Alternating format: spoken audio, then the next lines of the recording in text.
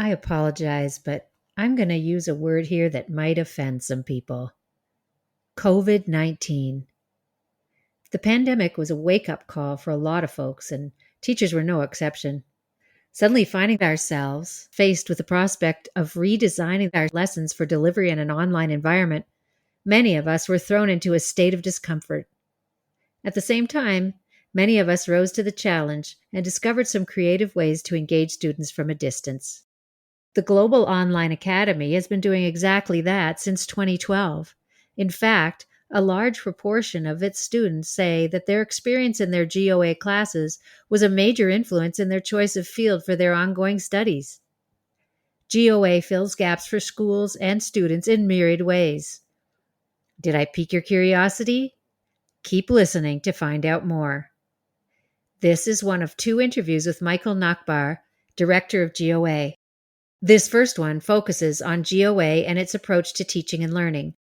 We'll be posting the follow-up interview with Michael soon, in which we seek to address the idea of designing for future-proofing education. Michael Nachbar is the Executive Director of Global Online Academy, where he spearheads a global network of schools and educators dedicated to transforming education. His expertise lies in integrating foundational teaching principles with cutting-edge technologies and innovative pedagogies.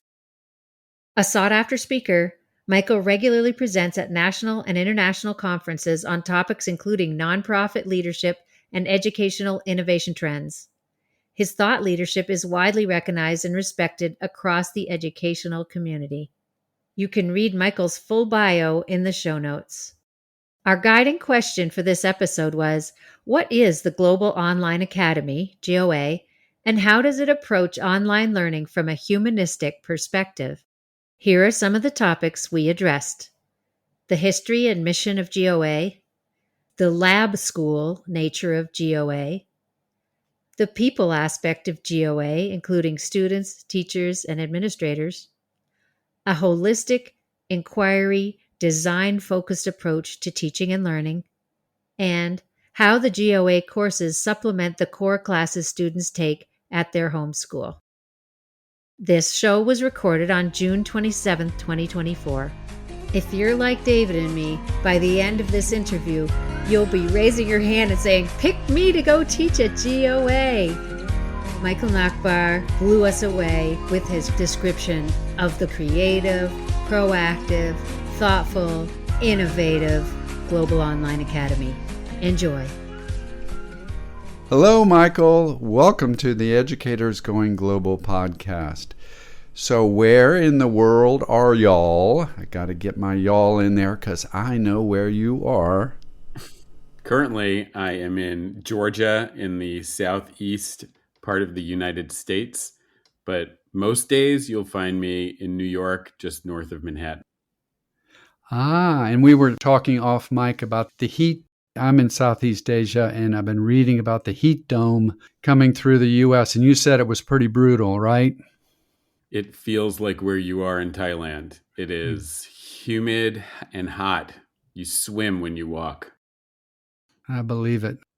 Well, we really are so happy that we've been able to corral you. You are a busy man, and your GOA platform is just so intriguing. And we're going to unpack GOA and let you explain the mission and things like that. But before we do you have a going global story for us?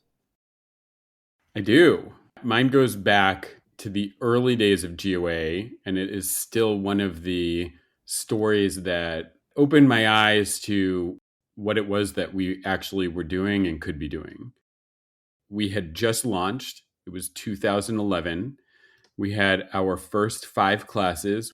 In August, we enrolled 120 students. That was amazing. That was our first year. One of the classes we had was called Media Studies, and our first day of classes was September 11th. So it was the 10th year anniversary of 9/11 and a media studies class. And the teacher, Meg Goldner-Rabinowitz, she had an assignment that asked students to find an image and to talk about what it meant to them as it related to 9/11, right? So media studies. And Among our first 10 schools, the founding schools, one of them was international. They were the global in GOA. It was King's Academy in Jordan. And one of the students posted the photo that she chose, and then she wrote about what it meant to her. And knowing that she was in this global classroom, the first line of her paragraph was, "My name is Fakir, I am a Muslim, and I am not a terrorist." And I mean, Wow. telling that story now makes me emotional. And she wrote about knowing who her classmates were and how important it was for her to make herself known and to, humanize who she was. What also made that experience powerful for me is I later met some other students. I was visiting a school in DC and I met this student and I was asking him about his experience in his GOA class. And I asked him, I was fishing for a story. And I asked him if there was an experience or a project or something that happened in his GOA class that he felt was unique to being in this global online classroom. And he told me the story from his perspective of Fakir and her essay that she wrote. And he said that story, because then he partnered with her and they talked about and shared their images. He said partnering with her was one of the most profound learning experiences I ever had in high school. And I just remember thinking, wow, that's amazing. One, that she felt safe enough to share that story and that perspective. And then also so incredible that her classmates were so receptive and responsive and that they connected over that. I don't know. That was an amazing global learning experience for me. Wow. I'm getting the feels all the way over here. Right. That was a beautiful story. That's why we do this stuff, right? Is to help people see different perspectives. And I love that sharing. Thank you. Thank you for that story. All right, so let's look into our guiding question, and then we'll get into the nitty gritty after that with some follow up questions. So, our overall question, we would love to know more about this global online academy. And I love that name. It sounds a bit like, an international tournament where they have 10 American teams and one Canadian team. So now it's international. And that was the one school in the global. Very humble of you. Of course, now it is truly a global online academy, which is fabulous. But we want to know what it is and how it approaches online learning, keeping going with that humanistic perspective that you just shared. Great. I can't wait to tell you more. So, the first sub question is, let's start with some history and then we'll shift to the mission of GOA. So, first of all, how did GOA get started? So it got started back in 2010. There were some administrators who were at the National Association of Independent Schools conference, and it was in San Francisco. Michael Horn was one of the speakers, and he and Clayton Christensen had just come out with the book Disrupting Class. And in the book, they talked a lot about what was happening in distance learning and online learning. And so the question that we raised, and I was working at Lakeside School at the time in Seattle. And so when they came back, the questions that we were asking was, there's a lot happening in the world, right? With the online learning. MOOCs were really kind of growing at that point. There was a lot of movement in adaptive software, but a lot of the use cases were around remediation and credit recovery. And so the question that we started to ask is, this feels like it's evolving, right? This idea of distance learning, and now it's online and that it's growing quickly.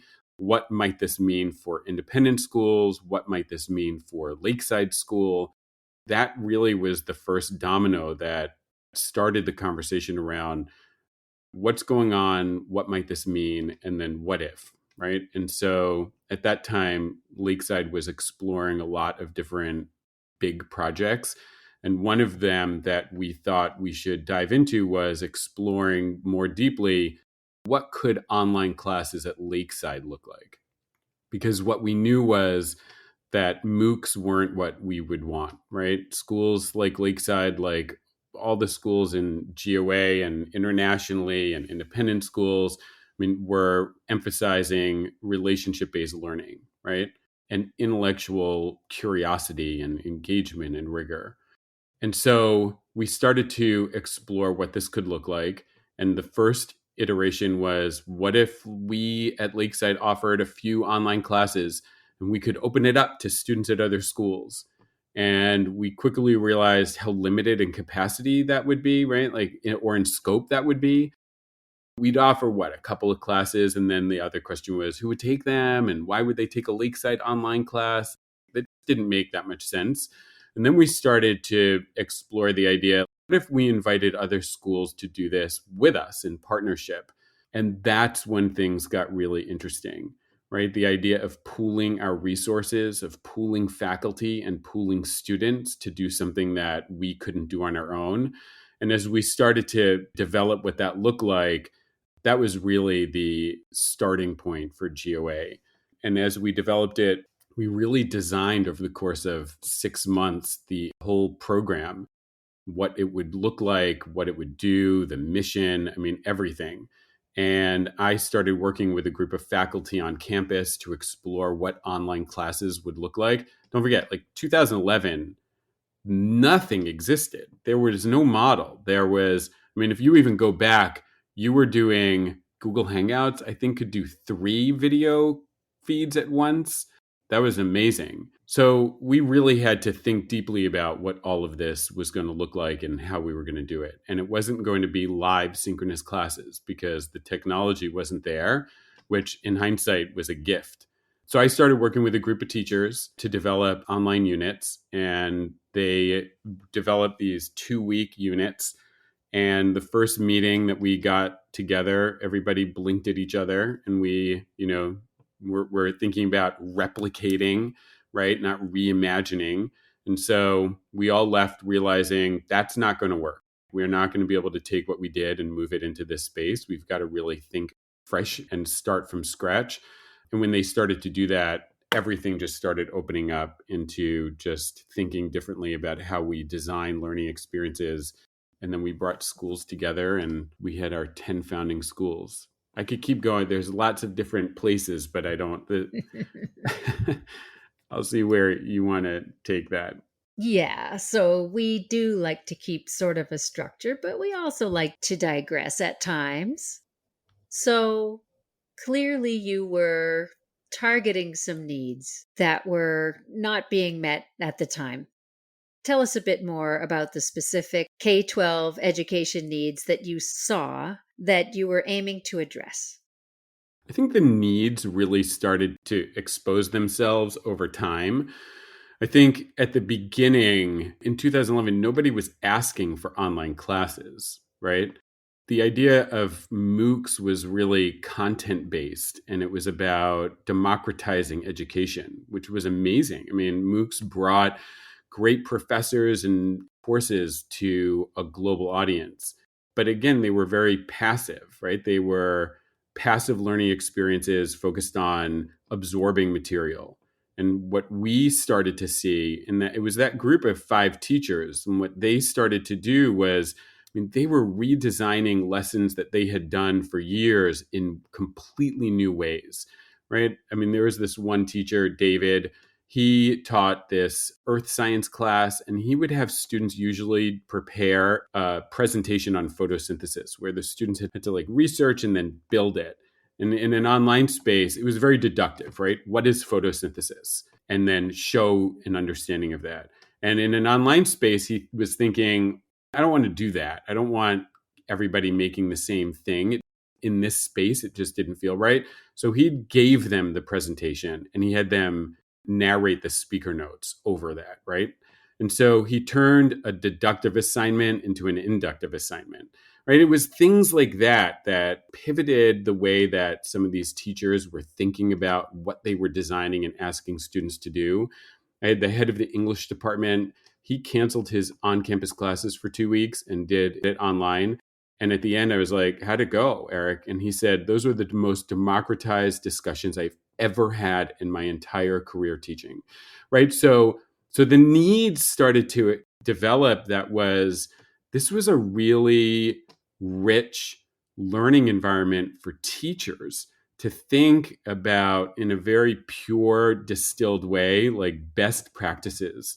And it eliminated all of the safety nets, right? It eliminated the in class responsiveness, which is a gift for being in class.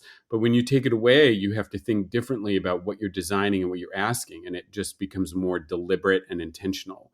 And I'll be clear, this isn't a versus, right? Like this isn't an online versus on campus. These were things that we just started to learn over time.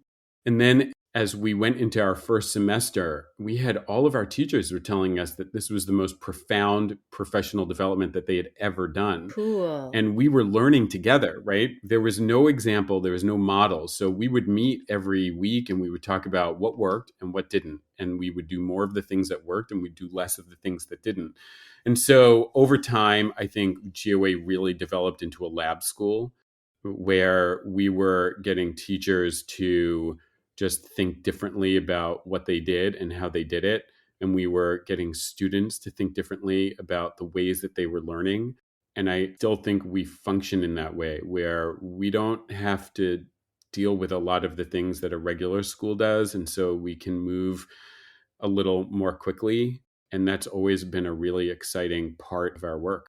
So now today, I think we fulfill other needs for schools. We have an incredible course catalog. And early on, our schools were clear. They didn't want us to do the core classes that they offered. So we did a lot of the supplemental programming. And that's still what makes up our catalog, right? Our most popular class is medical problem solving.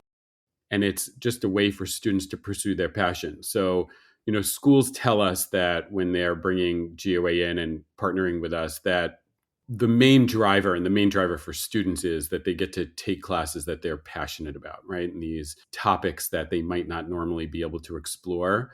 And then there is another element to that, which is, bringing in 60 plus different courses into a school's program just expands what kids are able to take. So I think there is definitely like a financial component to that for schools where they can double or quadruple their course catalog in one fell swoop with a program that is pedagogically and aligned and mission aligned. So I think over time, schools have approached us to fill a lot of different needs that they have. So, just to clarify for folks who weren't around in 2011, a MOOC is a massive open online course. And so the idea being that a lot of students can be part of the course because it's online. But as you said, it was mostly text based and the human side wasn't really there. So that's part of the need that you're meeting with your setup is getting that humanistic perspective in there. What would you say then if we were to distill it down? You've talked a lot about what needs GOA addresses. What would you say is your mission at this point? Our mission is to empower students and educators to thrive in a globally networked society. And the way that we do that is through courses for students and professional learning for educators. Hearing over and over for years and years that our teaching in the student program was just so transformative led to us developing professional development classes for schools. And that's evolved too. So we do a lot of work in partnering with schools and instructional leaders to really create capacity. We have online courses that teachers can engage in. And then we also do a lot of workshops on the things that we are incorporating into our own classes. So we do a lot on competency-based learning, a lot on student agency, teacher competencies, right? So really supporting schools in moving their work forward too. And I'm going to jump in here. This is bringing back such memories of kind of the history that came before GOA were distance learning classes. That was the term when I was in my instructional technology program starting around 1999. And we looked a little bit at the Australian model. And then there was the University of Nebraska, I think, was in it as well.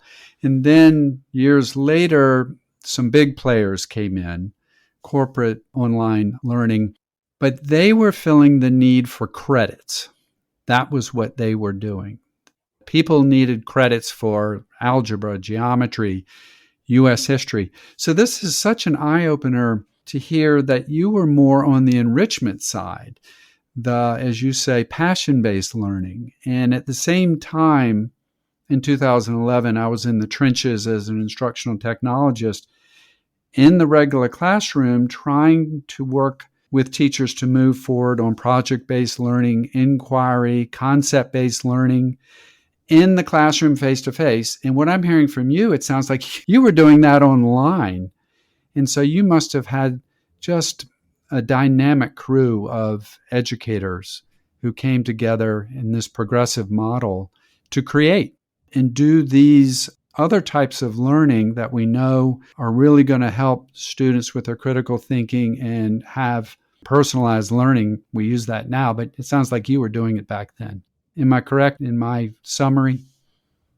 Yeah, yes. Putting material online for students to consume passively was not interesting to us.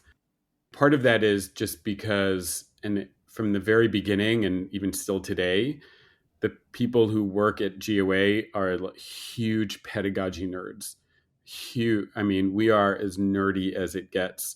We love talking about this and writing about it and doing it. And, early on, my first academic dean, Jake, had said this phrase, and it still talk about it. It still is spot on, that online is a platform, not a pedagogy. And I still love that. It's so true, right? In an online space, just like in an on-campus space, just like in the woods or on a mountain or a river or the ocean, wherever it is, right? We can bring into those experiences really good pedagogy. And that's what we're doing. We're just doing it online with kids who are all over the world.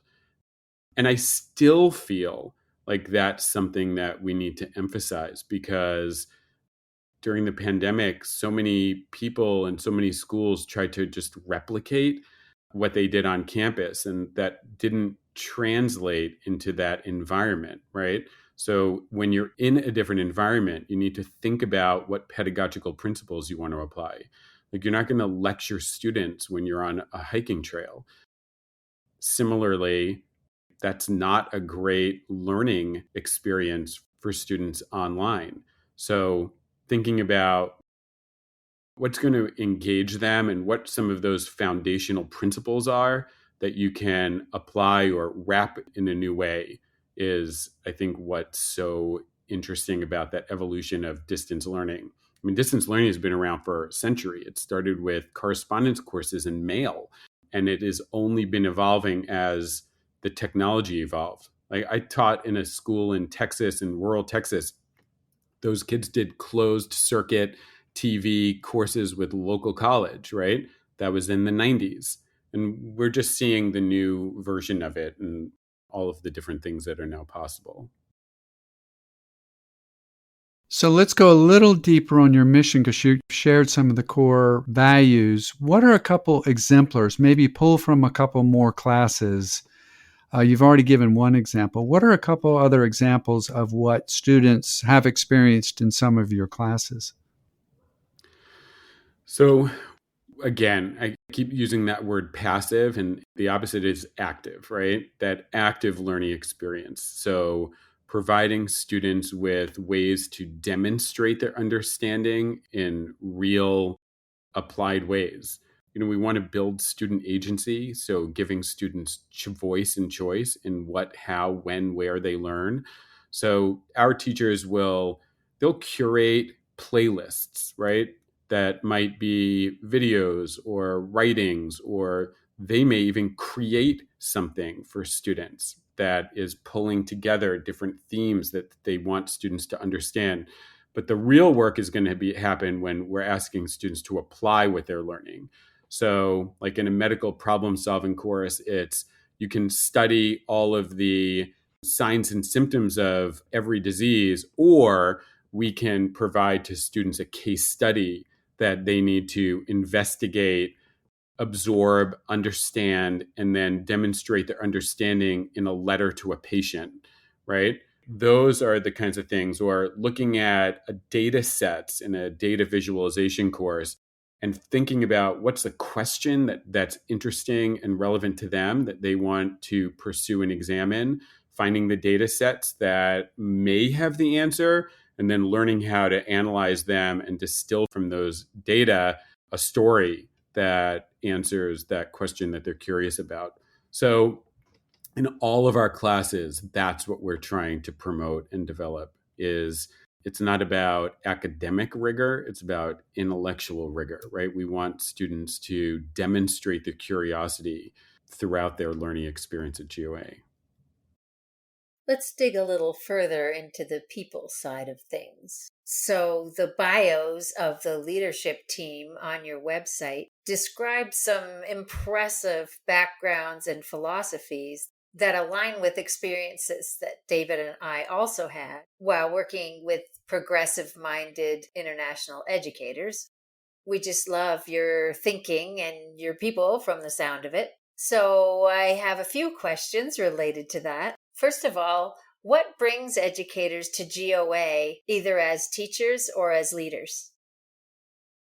I think at this point, our reputation is that we are very much focused on like good teaching and learning and pedagogy. So I think when teachers come to us, it's because they've heard about the kinds of courses that we're offering. Very often, these are courses that they are not able to necessarily teach at their school because maybe there aren't enough students there who would be interested in it. But when you bring together 140 plus schools around the world, there's a bunch of kids who are interested in that. And not kids who have to take it, kids who want to take it, which is also very different. So I think the level of engagement on the student side is known to faculty when they're applying, that these are those kinds of courses that kids are really invested in and leaning into. And then they also are familiar usually with just our pedagogical principles, right? Like we do a lot around CBL. So when a teacher is facilitating one of our courses or developing a course for us, there's a lot of work in understanding how to either write and articulate competencies, but then when they're facilitating the course, in how to give students feedback in a competency-based learning environment. So there's just a lot of training and support that goes into teaching a GOA course. And teachers still love it. I love this statistic. Our teacher retention rate is like 93%. Ooh, Over 13 that's years. amazing. That's high. Yeah. Teachers who start teaching with us, they stay with us. Okay, so what kind of backgrounds and skill sets do they have in common when they come to you? The teachers, I think the most common trait that they share is that they are caring educators.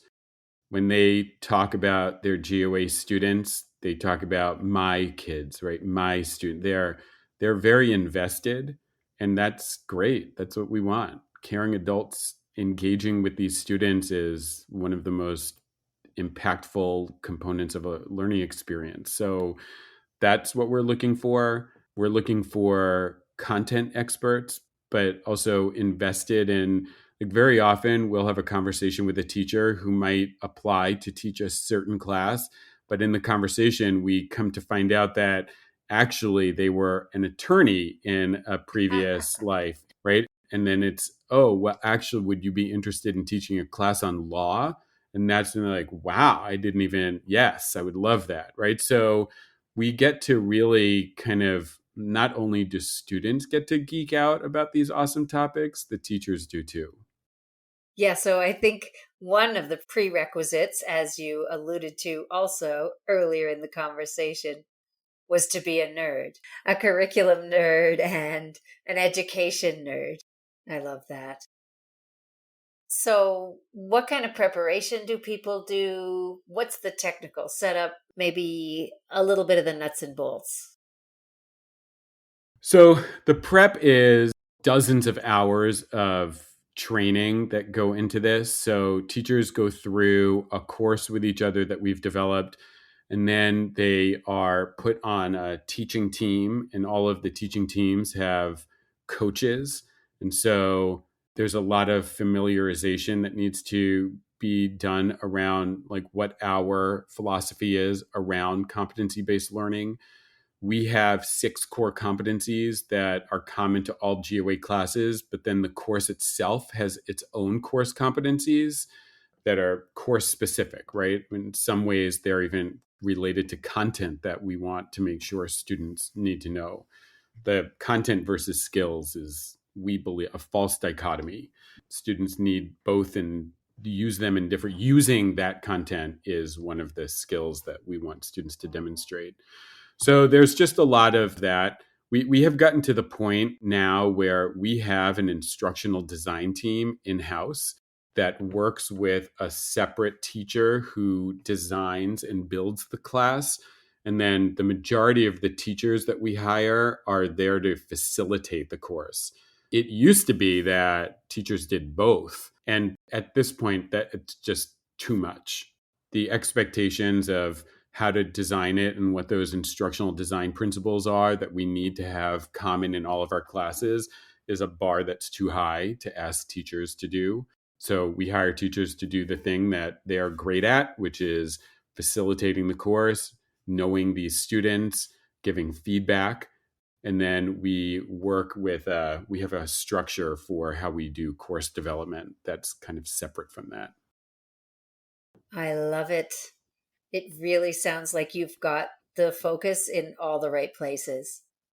And it's very, very progressive, like we said. So I'm curious to hear a little bit more about the nuts and bolts. Do these teachers, we talked to Douglas Beam, and he talked about how he has kids all over the globe. And so he's teaching lessons at all different times of day and different time zones and so on. Do these teachers generally, are some of them full-time GOA, or do they have regular day jobs teaching in other, in their home schools? I know you have partner schools, and so some of the teachers are there, but are they teaching full-time and then teaching GOA classes on top of a full schedule, or how does that work in general? Yeah, we don't have any full-time GOA faculty yet. It's something that we keep talking about.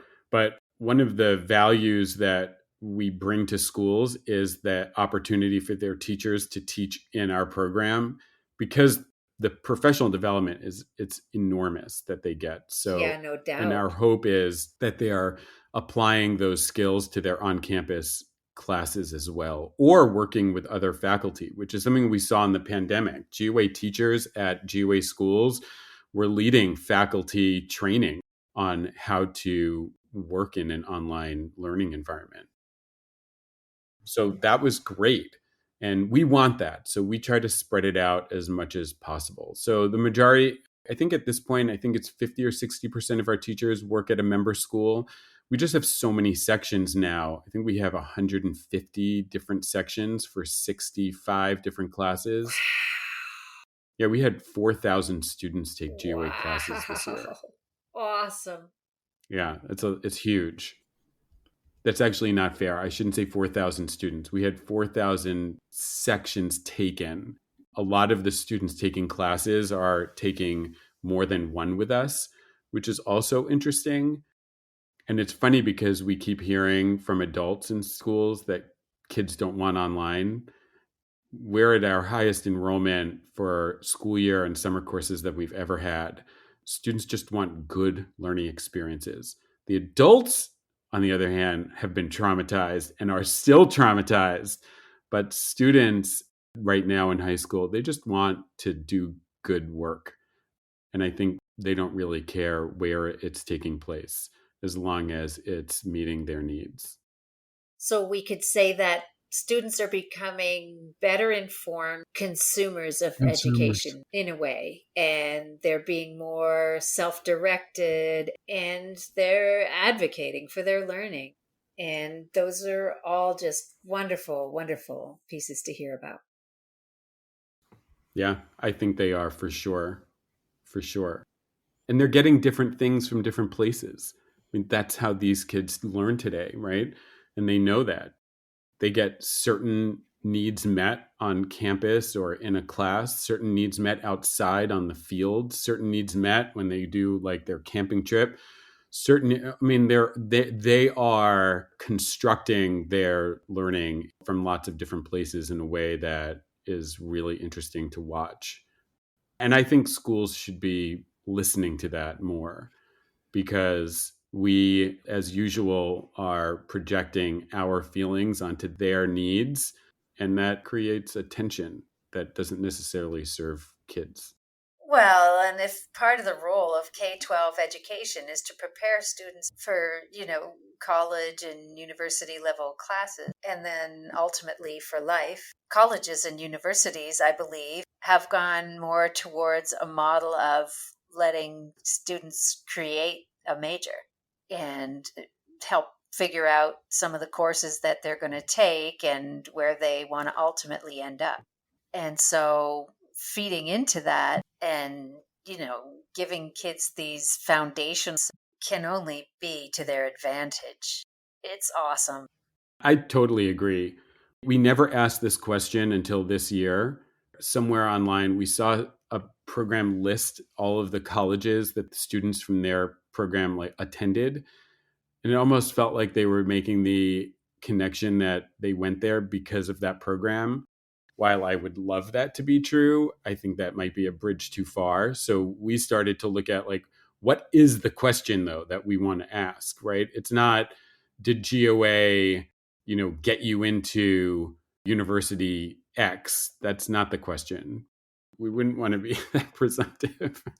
But we did ask, did your GOA class inspire you to pursue a particular college major? 67% of our students agreed or strongly agreed with that statement. Wow. That blew my mind. Wow. Really blew my mind. And I think for some students, that means that it also made clear that they don't want to pursue something in college.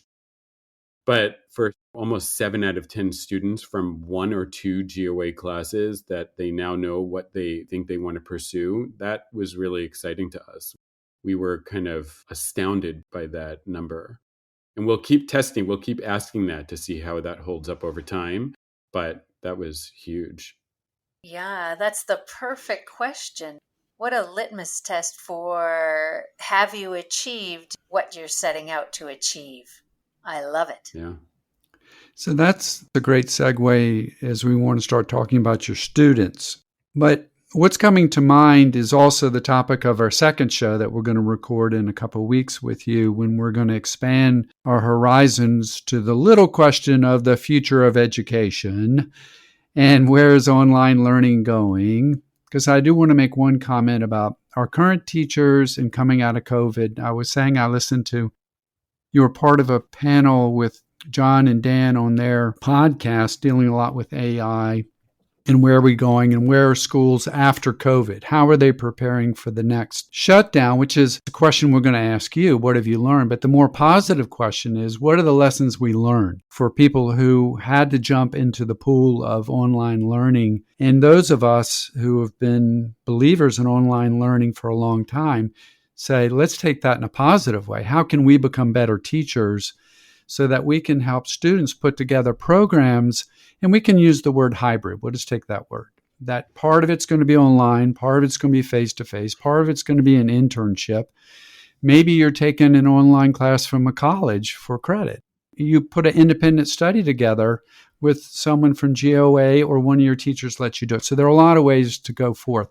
So back to your teachers, it seems to me that for young teachers listening to us, if they can work for a program, a platform like yours, or some type of get some online learning experience at a platform that's going to develop their pedagogy and helping them kind of click into their creativity, their ability to take risk, right? Your teachers have to be taking some risks. They're not going to, when they start that first class, even though they're working with the designer, they don't know what's going to happen, but they're going to take risk. And that's what we need a lot more of.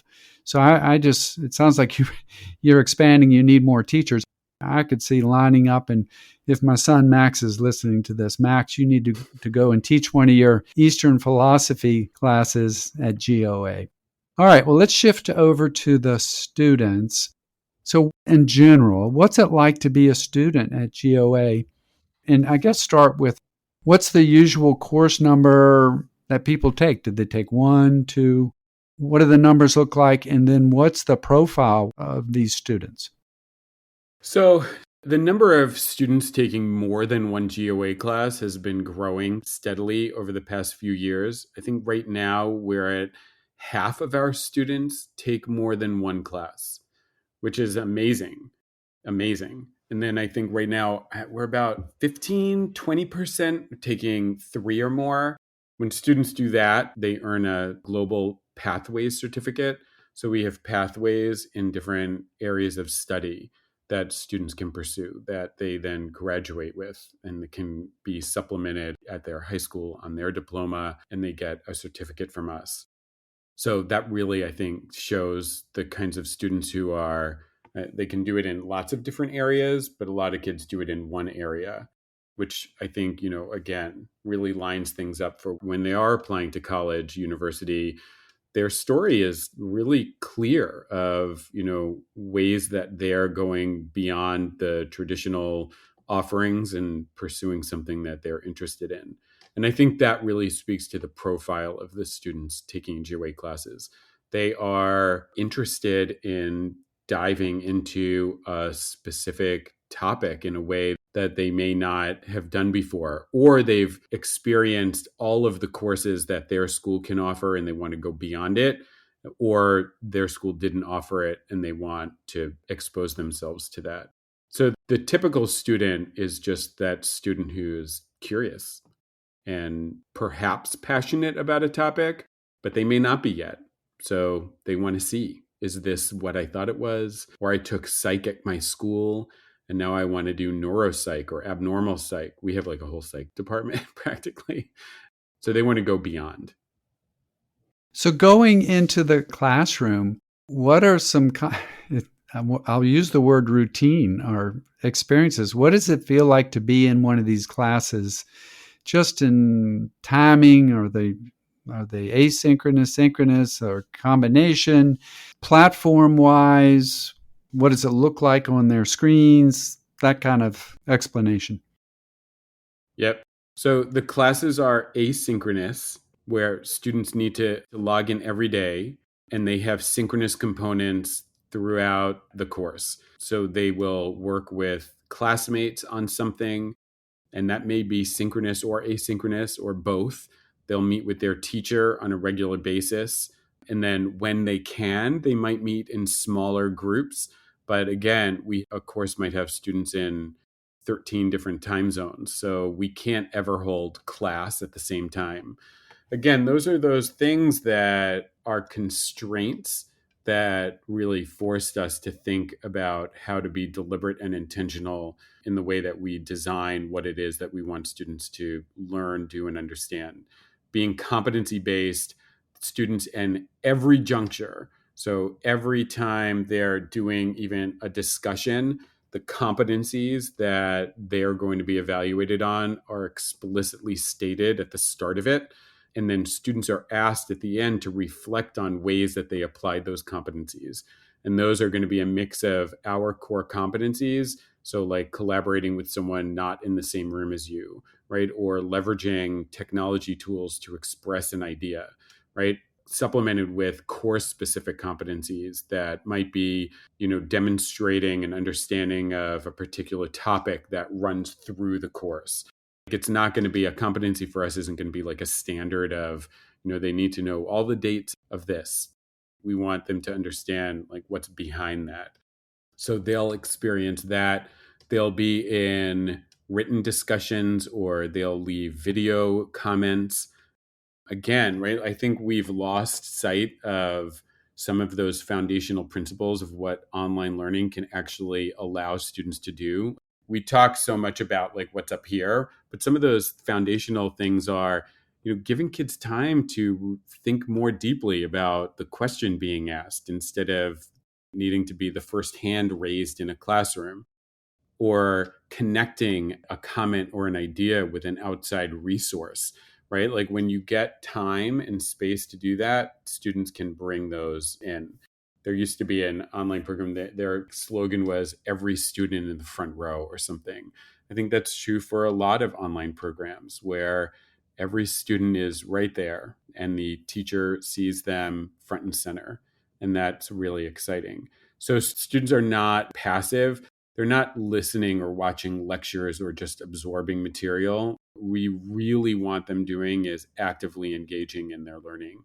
So we want them to not just read something, but to use what they've read and demonstrate an understanding through an application of that. That could be in a discussion or it could be building up to a project that they're going to do. And then technology wise, our courses are all taking place in Canvas.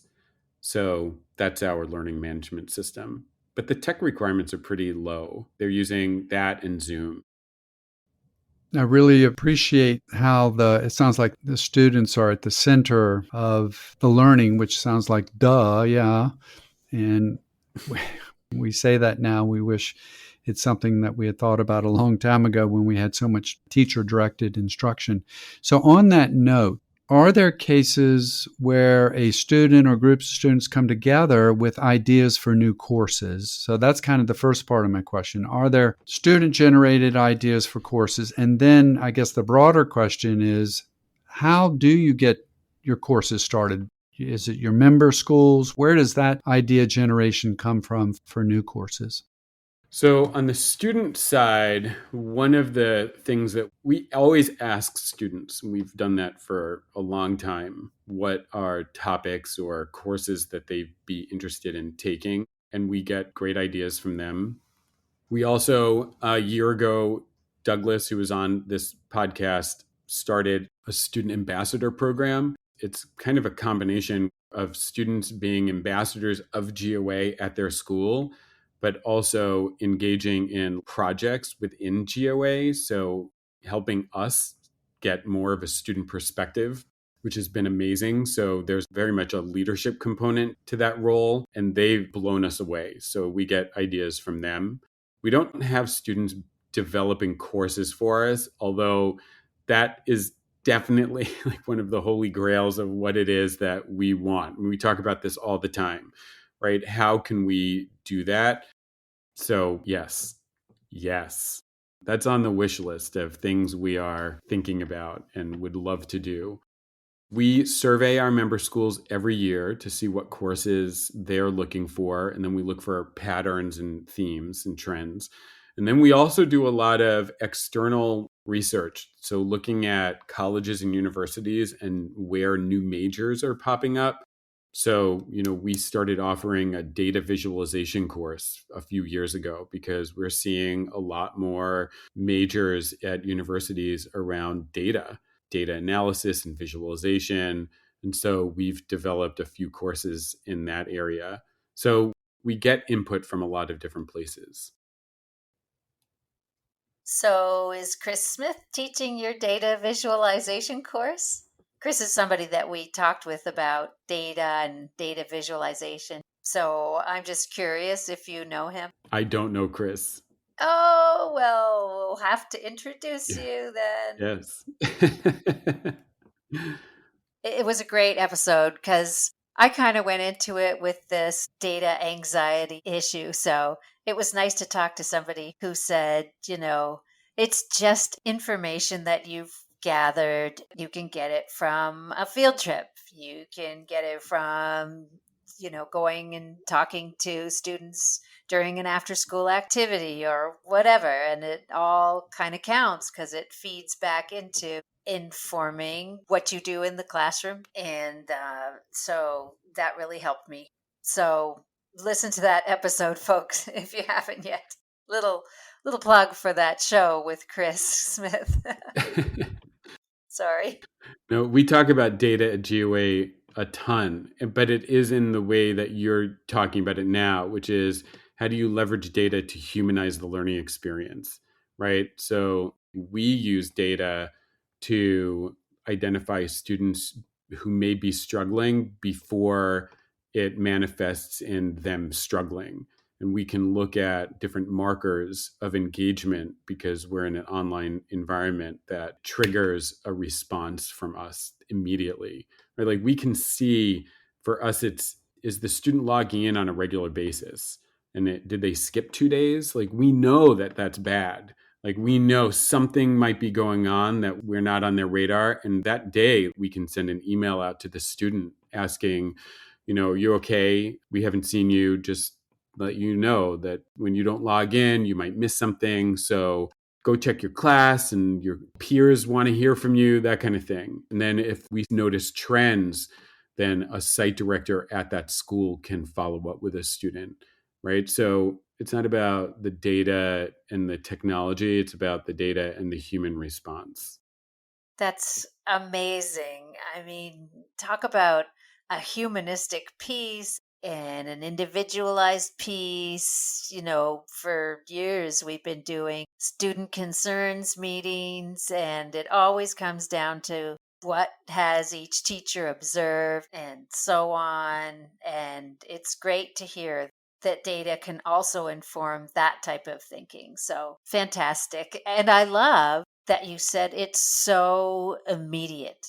You can see patterns and trends so quickly that you can proactively address them Yep. before they become a problem. We used to talk about kids falling through the cracks, and it sounds like there aren't a lot of cracks at GOA. That's just wonderful, wonderful. So you're really painting a picture of a holistic, inquiry, and design focused approach to that so generously individualizes learning for students to help them be critical thinkers who also become fluent to some degree in online learning. So, I'm really curious about how this approach meshes with US public school state testing programs and IB exams that are often based on prescribed knowledge based curricula instead of concept and skills based learning. How do you present graduates of the class? And then you talked about this option if they take, you talked about this stream piece where they can do 3 related courses and then get a certificate. How does that come out when you have to move back from that into the regular stream of things? So when we're working with a school, students get credit from their school for a GOA course. So we're a nonprofit, and we are accredited by both NEASC and WASC. We were the first online school that NEASC accredited way back when. We are recognized as a full school by them. We just don't graduate students because and I, again, right, as the father of 2 kids, like, I don't want my kids in a fully online school. Mm-hmm. Kids should be on campus. Kids should be in the cafeteria and on the fields in the hallways. Absolutely. They also need to be exposed to other learning environments. Like my daughter right now is hiking the Appalachian Trail. Awesome. Yes, she needs to do that, right?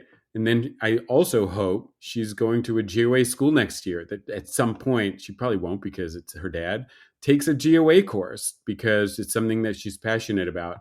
And so I guess the thing that lines up for where colleges, we've always been a little loath to pursue the dual credit. We did it once. We did a course in partnership with Grinnell, and the students would be able to get 4 Grinnell credits. Not one student asked for them. And I don't think it was Grinnell, right? I think it was because they weren't doing it for the college credit. They were doing it because they were interested in something. And I think that's the crux of it. So we had a board member, Richard Shaw. He's the director of undergraduate admissions at Stanford. He was on our board for a few years, and he wrote a blog post for us. And he said, after a handful of APs, we get it. You're smart. Like, that's great. But when you come to a school like ours, and I don't think this is just Stanford, I think this is really any college, university anywhere in the world, you are going to have access to a tremendous amount of resources. How have you demonstrated to us that you are going to take advantage of those and that you're not just doing all of the things that you think you're supposed to do? Because when you're here, you're going to get to chart your own path. You're going to have access to the best professors, the best peers, the best clubs. And again, right, I think any school can say that. They all have amazing professors, they have amazing students, they have amazing resources. And I think for students to be able to say, yeah, I started to do that when I was 15, it just starts to line up their story of who they are and who they want to be and the way that they're moving through the world, and that they're not just doing the things because they're supposed to be doing them. I don't think that's particularly interesting or exciting, and I don't think that that's what we should be aiming for. Okay, Michael, we've talked about teachers and we've talked about students. So let's now look at your partner schools. So, what does it mean to be a GOA partner school? So when schools partner with us, it's like they're bringing in GOA as a department into their school. And it's a department that, again, right, can teach over 60 different classes to as many students as a school might need or want. So we have some schools with 5 kids, we have some schools with 85 kids. Usually, a school is enrolling about 5 to 7% of their student body in GOA courses each year, which is great. It's meant to be a supplemental program. And then there's also all the professional development, professional learning resources that schools get to engage in also. The one thing I think that when we're working with a school, we actually do have a sort of application process. And in the application, what we ask schools to do is to articulate where the mission alignment is between what we're doing and what they're doing and what their goals are. And for us, that's the most important thing, is that there is alignment between the programs. Because again, we are very focused on a specific kind of pedagogy at GOA and creating this kind of learning environment and experience. I don't think it's a competition, right? And I think there's a mixing and matching of experiences that students need throughout their learning journey in elementary school, middle school, high school, college. So I'm loath to like pit what we do against a different kind of system. I think so often we look at some of those and we want them to change or to adopt different philosophies or pedagogies. And I think idealistically, I would love that to happen. But also, there's a part of me that thinks that like having a great lecturer is such a privilege, right? If you've ever been in a class with a teacher who can write a lecture that's inspiring and informative, it's an amazing experience to have. And if you've ever gotten the chance to go on an extended outdoor education trip, nothing can replace that.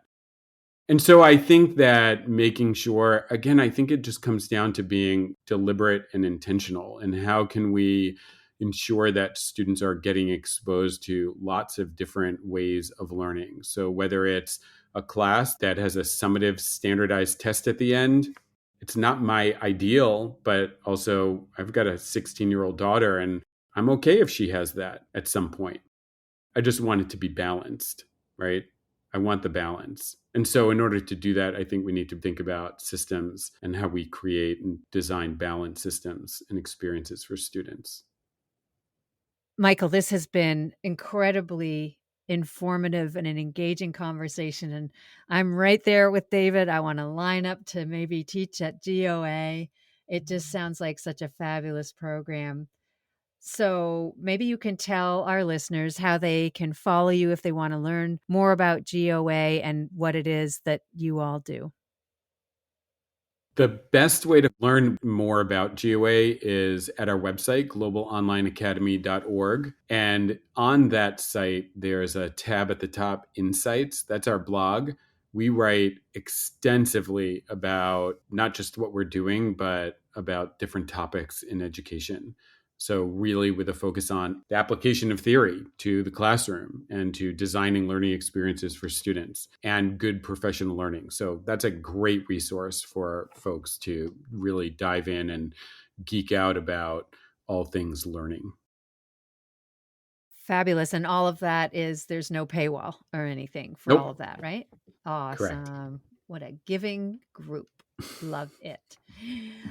Well, one more time, thank you so much for being here. We really appreciate you taking the time. We know what a busy guy you are, and you probably have calls from all over the world to attend to, but we have enjoyed it. And thanks again. Thank you, Michael. Thank you. It was great to be here and chat with you both. Thank you for joining us today on Educators Going Global. You can find this podcast on Apple Podcasts, Spotify, YouTube Music, and all the other usual suspects. Please subscribe, like us, and leave a review on Apple and Spotify, and let your teaching friends know about us so we can grow our community. Please reach out at educatorsgoingglobal@gmail.com and join our Facebook group, Educators Going Global, if you have ideas, comments, or wish to share a Going Global story of your own. You can also find us on Instagram at Educators Going Global. Please visit our website as well, www.educatorsgoingglobal.com. All our podcast episodes are on there by topic, along with blog posts, Going Global stories, and our ever-growing resource library. For now, this is Audrey And David. inviting you to travel Teach. and connect with us.